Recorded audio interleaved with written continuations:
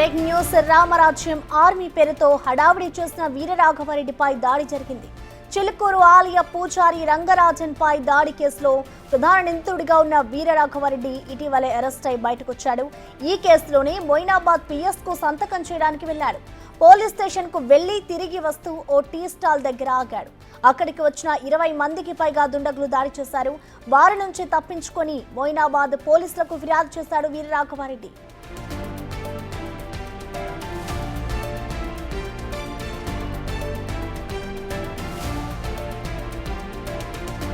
తూర్పు గోదావరి జిల్లా కొప్పవరం గ్రామానికి చెందిన వీరరాఘవ రామరాజ్యం ఆర్మీ అనే సంస్థను ఏర్పాటు చేశాడు.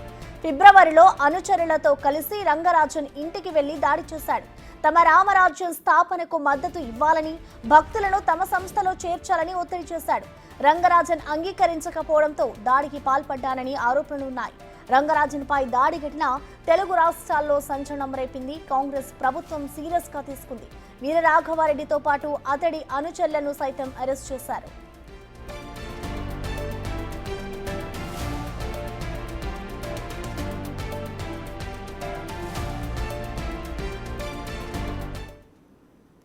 ఈ ఘటనపై పూర్తి సమాచారాన్ని మా ప్రతినిధి విజయ్ లైవ్ ద్వారా అందిస్తారు. విజయ్, మనం చూస్తూ ఉన్నాం, ఇటు ఏదైతే చిలుకూరు బాలాజీ ప్రధాన అర్చకుడు రంగరాజన్ ఉన్నాడో అతనిపై దాడి చేసిన వ్యక్తి ఇటు వీరరాఘవరెడ్డిపై కూడా దాడి జరిగినట్లు కూడా తెలుస్తోంది. అసలు దీనికి సంబంధించిన అప్డేట్స్ ఏ విధంగా ఉన్నాయి? ఎవరు దాడి చేశారు, ఏంటి, పోలీసులు ఏమైనా చెప్పారా? దీనికి సంబంధించిన అప్డేట్స్ ఏమైనా తెలిసాయా? ఎస్ ప్రసన్న, అయితే ఈ రోజున వీరరాఘవరెడ్డి మొయినాబాద్ పోలీస్ స్టేషన్లో ఆ కండిషన్ బెయిల్ పైన ఉన్నాడు కాబట్టి విచారణకు హాజరయ్యి ఆ స్టేషన్లో సంతకం చేయాల్సి ఉంటుంది. సో ఆ సంతకం చేసి బయటికి వస్తున్నటువంటి క్రమంలోనే దక్కన్ చాయ్ అనేటువంటి ఒక టీ స్టాల్ వద్ద వాళ్ళు ఆగినట్టుగా కూడా తెలుస్తుంది. అయితే ఆగిన తర్వాత వెంటనే మూకుమ్మడిగా ఒక 20 నుంచి 30 మంది కూడా ఆ వీరరాఘవరెడ్డి అలాగే తనతో పాటు ఉన్నటువంటి వాళ్ళపైన కూడా పడి దాడి చేసినట్టుగా కూడా తెలుస్తోంది. కత్తులతో, రాడ్లతో అలాగే కర్రలతో కూడా దాడి చేశారని చెప్పి వీరరాఘవరెడ్డి కూడా చెప్తా ఉన్నాడు. అయితే ప్రస్తుతం మనతో పాటు వీరరాఘవరెడ్డి ఉన్నారు. ఎక్కడ దాడి చేశారు, ఎంతమంది వచ్చారు, వాళ్ళపైన దాడి చేసిన వాళ్ళు ఎవరు అని చెప్పేసి కూడా అడిగి తెలుసుకునేటువంటి ప్రయత్నం అయితే చేద్దాం. వీరరాఘవరెడ్డి గారు, ఈరోజు మీ పైన దాడి జరిగింది మొయినాబాద్ పోలీస్ స్టేషన్ పరిసర ప్రాంతాల్లో అని చెప్తా ఉన్నారు. అసలు ఎవరు వాళ్ళు, దాడి చేసిన వాళ్ళు మీకు ఏమైనా తెలుసా? వాళ్ళు ఏమన్నా గుర్తుపడతారా? అసలు ఎందుకు జరిగింది దాడి? మేము మొయినాబాద్ పిఎస్లో సంతకం పెట్టి సుమారు 3 సంతకం పెట్టామండి. తర్వాత మళ్ళీ మా మీద కొత్త కేసు నమోదైందని సిఐ గారు అన్నారు. ఆ కొత్త కేసు ఏంటంటే నెంబర్ 1 న్యూస్ ఛానల్లో మేము ఇచ్చిన ఇంటర్వ్యూకి సంబంధించి కమ్యూనల్ వైలెన్స్ కింద రంగరాజన్ గారు కేసు పెట్టారటండి. ఆ నోటీస్ కూడా తీసుకున్నాం. ఇంచుమించు టైం అక్కడే 5 అయిపోయింది. అక్కడి నుంచి సుమారు 2 కిలోమీటర్లు వచ్చే సమయానికి అక్కడ మేము వాటర్ బాటిల్ తీసుకున్నామని చెప్పి ఆగామండి. వాటర్ బాటిల్ తీసుకున్నామని తాగాము. ఈ లోపల ఎక్కడి నుంచి వచ్చారో మరి పిఎస్ నుంచే మమ్మల్ని ఫాలో అవుతున్నారేమో తెలియదు. 20 మంది పైనే ఉంటారని అనుకుంటున్నామండి. ఒక ఆయన దగ్గర అయితే ఒక కర్ర ఉంది, ఇంకో ఆయన దగ్గర కత్తి ఉంది. ఆ కత్తులతో కర్రతో మా మీద దాడి చేస్తున్నారండి. ఇక్కడ మాత్రం ఒక ఇంజూరీ ఇట్లా జరిగిందండి. మీకు తెలుస్తుందండి ఇక్కడ ఏమన్నా?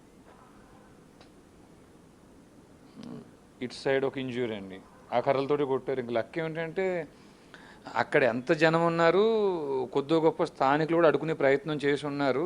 వీళ్ళందరూ చాలామంది చాలా మూర్ఖంగా మీద దాడి చేసే ప్రయత్నం చేసినప్పటికి నాతో పాటు ఆయన రవికుమార్ అని ఆయన ఉన్నారు. ఆయన కానీ అడ్డుకోకపోతే పక్క నా ప్రాణం పోయి ఉండేదండి ఈరోజు. అందుకని రవికుమార్ గారు ఆయన ప్రాణాలు అడ్డేసి, ఆయన ఆఫీస్ నగర్లో ఉంటారండి, ఆసిఫ్ నగర్లో ఆయన ప్రాణాలు అడ్డుపెట్టి నన్ను కాపాడాడు ఈరోజు ఆయన. మేము ఈ సందర్భం ఇట్లా జరుగుతుండగానే పోలీసులు చాలా స్పీడ్గా వచ్చారండి. మేము ట్రై చేసాం, అప్పటికి మా వాళ్ళు ట్రై చేస్తున్నారు. 100కి కలవలేదు. మరి ఎవరు ఇన్ఫామ్ చేశారో స్వయంగా సిఐ గారే ఘటనా స్థలానికి వచ్చారండి. సబ్ ఇన్స్పెక్టర్ నరసింహరావు గారు వచ్చారు, ఇన్స్పెక్టర్ పవన్ కుమార్ రెడ్డి గారు అక్కడికి వచ్చారు. మమ్మల్ని ఎమ్మెల్సీ అవి చేయించారు. అప్పటికే వారు వచ్చే సమయానికి 20-30 మంది గూండాలు పారిపోయారండి. పోలీసులను చూసే పారిపోయారు. ఆ పరిసర ప్రాంతాల్లో సీసీ కెమెరాస్ ఉన్నాయి కాబట్టి తెలుస్తుంది, వారు పట్టుకుంటారని అనుకుంటున్నాం సార్. రైట్. అంటే గతంలో కూడా మీరు చిలుకూరు బాలాజీకి టెంపుల్కు సంబంధించినటువంటి ప్రధాన అర్చకులు రంగరాజన్ గారి పైన దాడి కేసులో కూడా మీరు ఈ విచారణకు హాజరయ్యారు. అవునండి. బట్ అంటే వాళ్లకు సంబంధించినటువంటి వాళ్ళ అనుచరులా, లేకపోతే అట్లా అని చెప్పి అనుకుంటున్నారా మీరు? లేకపోతే వీళ్ళు అసలు ఎవరు, దాడి చేసిన వ్యక్తులు ఎవరు మీకు తెలుసా? ఏమైనా ఐడియా ఉందా? అంటే తెలియదండి. రంగరాజన్ గారే చేపించారని ఇప్పటికైతే భావిస్తున్నానండి నేను. ఇది రంగరాజన్ గారి పనే అని.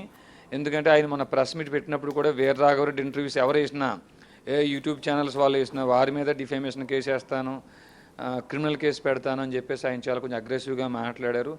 ఆయనతో పాటు సుమారు ఎవరో ఒక ఇద్దరు ఉన్నారండి. వారిద్దరూ కూడా మేము గట్టిగా తలుచుకుంటే వీరరాఘవరెడ్డి బయటకు కూడా రాలేడు, అనేటువంటి పదాలు అవి ప్రయోగించారు. కాబట్టి తాత్కాలికంగా రంగరాజన్ గారి పని అని అనుకుంటున్నానండి నేను. రేపొద్దున పోలీస్ ఇన్వెస్టిగేషన్లో కూడా నిజ నిర్ధారణ జరిగి మరి వారు ఎవరు ఏమిటి బయటకు వస్తుందని అనుకుంటున్నాం సార్. సో ప్రసన్న వీరరాఘవరెడ్డి మాత్రం ఇప్పటి వరకు అంటే నా మీద దాడి చేసింది మాత్రం ఖచ్చితంగా రంగరాజన్కు సంబంధించినటువంటి వ్యక్తులే అని చెప్పి వీరరాఘవరెడ్డి ఒక పక్క మాట్లాడుతూ ఉన్నారు. అయితే పోలీసులు మాత్రం ఈ ఘటనకు సంబంధించి పూర్తి వివరాలు సేకరించి దర్యాప్తు కూడా మొదలుపెట్టారు. అయితే ఆ దాడి చేసినటువంటి వ్యక్తులందరూ కూడా పోలీసులు అక్కడికి ఘటనా స్థలానికి వచ్చేలోపే అక్కడి నుంచి పరారైనట్లుగా కూడా చెప్తా ఉన్నారు. సో సుమారుగా 20 మంది ఉంటారు కాబట్టి ఒక్కొక్కరికి సంబంధించినటువంటి డీటెయిల్స్ అన్ని కూడా పోలీసులు సేకరించి దర్యాప్తు చేస్తున్నట్టుగా తెలుస్తోంది Prasanna. Right Vijay, thank you.